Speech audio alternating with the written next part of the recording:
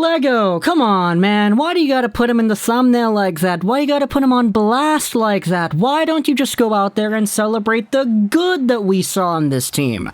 Matthew Highmore, Tyler Motte, full credit out to you guys. You guys are fantastic. I cannot believe this is the line that came out and scored the goals that they did.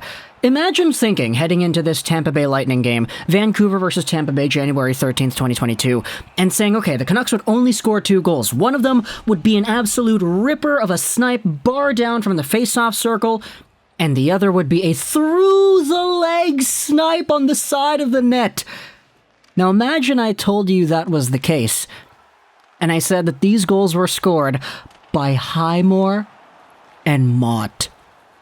No disrespect to Highmore and Motte. There's a reason why Tyler Motte is Connor Bedard's favorite hockey player. But Pettersson, Besser, Hughes, Horvat, where are these guys? Oh boy, they played okay. But at the end of the day, you know, this is a game where the only offense we got that actually counted was from that fourth line. I cannot believe I'm saying this, but Lammikko, Motte, and Highmore, they were technically the best line on the ice based off of the goal production we saw. I know Corsi and all that. There's the Corsi relative and all from the different lines, and I know that PD, Horvat, and them had a good line as well, especially when you take a look at the advanced analytics, but still, at the end of the day, they didn't score. And in order to win hockey games, you have to score.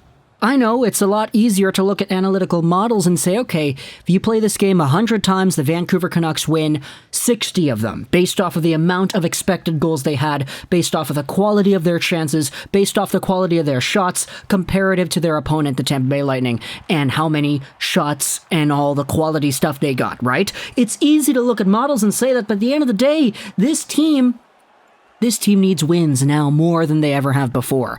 And it sucks because it would be kind of foolish to go out there and go full Travis Green, pessimistic, cyanide cynicism mode and just be like, darn it, man, this team sucks and I've given up on the team because they can't produce, they can't do this, they can't do that. This team played very well. The Canucks had a good game and they just didn't get the bounces, and I hate that I'm saying that, which is kind of why the thumbnail is the way it is, because when you have games like these, you have games where your team is playing great, you just are kind of getting goalie, you're missing your chances, you're getting shot attempts towards the goal but not on goal. When you need a spark, and you need somebody to come out there and take charge of a game like this, the ones who have to do that are your top guys. They're the guys making $7+ million, not the guys on the fourth line who have missed the majority of the season and are recently coming back. Not guys like Motte, not guys like Highmore. I love that they did what they did. I do. But Pettersson, bro, hit the net. Like, oh man, it's frustrating because he played well. And I cannot hammer that point harder enough that he played well. Hughes played well. He rushed the puck up so nicely and he had some great offensive zone time. But certain decisions were the reason for the Vancouver Canucks' downfall here today. And it's a 4-2 score at the hands of the Tampa Bay Lightning. You get yourselves goals from some of the most predictable players in the world. Stamkos gets on the board, okay. Brayden Point gets on the board, okay. Anthony Cirelli gets on the board, okay. The Vancouver Canucks gave up a whole bunch of goals that I don't really want to say were Demko's fault. The previous game against Florida, you could kind of go out there and say that he had a bad game because statistically, he let in like 5 goals on however many shots it was. It wasn't a high amount of shots. And to be fair, statistically, this one was kind of the same thing. 4 goals on however many shots the Tampa Bay Lightning had. Let me look this up on my phone while I keep on talking to you here just to make my point. But 21 shots. Okay, wait, no, 3 goals because the last one was an empty netter. These goals were not really Thatcher Demko's fault. The first one, a one-timer by Steven Stamkos on the power play. I mean, come on, you can't really stop that, can you? It's Stamkos for crying out loud. This one happens because Vasily Podkolzin goes to the box early on in the game. You then have yourselves the Cirelli goal, which is a backhander right in front at the end of the first period, man. The reason I say this one wasn't really Demko's fault is because the Vancouver Canucks were starting to get hemmed into their zone.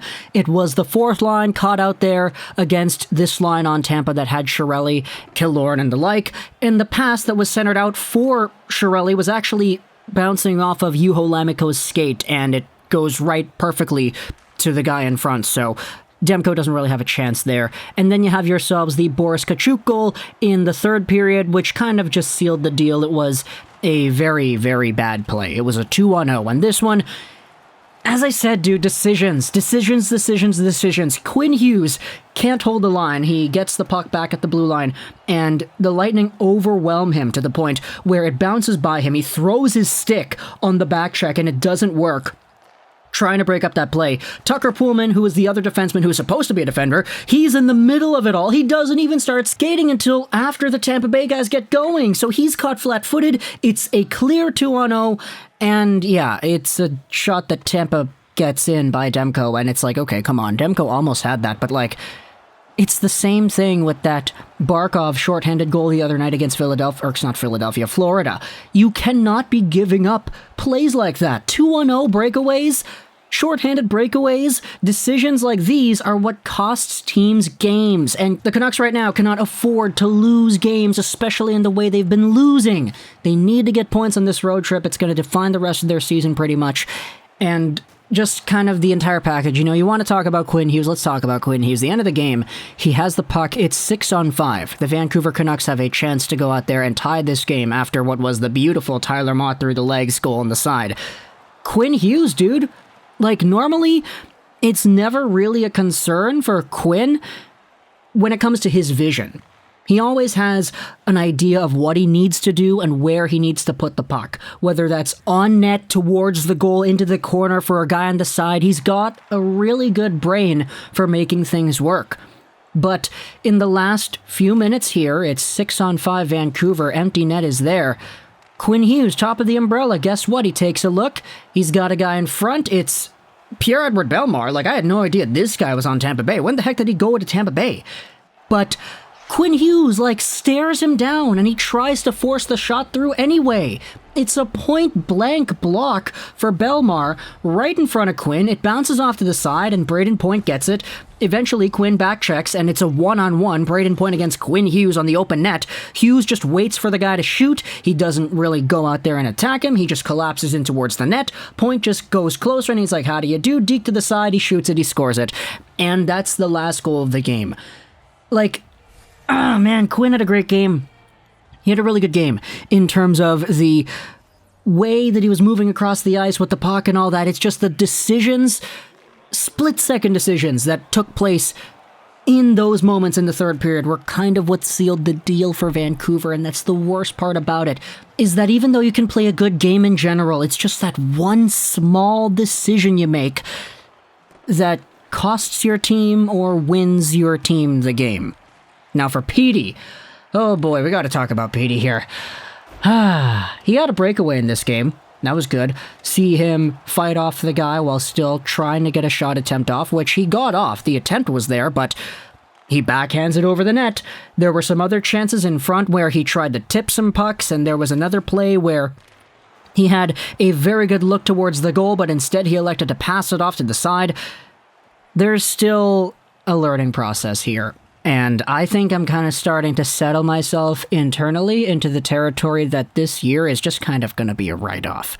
Like, $7 million, I get that, he's expensive, he's a franchise caliber player at his best, etc., but like, I don't know if it's just you, but like, I'm willing to personally put this season aside and say, okay, if he does not produce for the rest of the season, if he goes out there, stops scoring goals, he stops being effective, I'm honestly going to be content with that.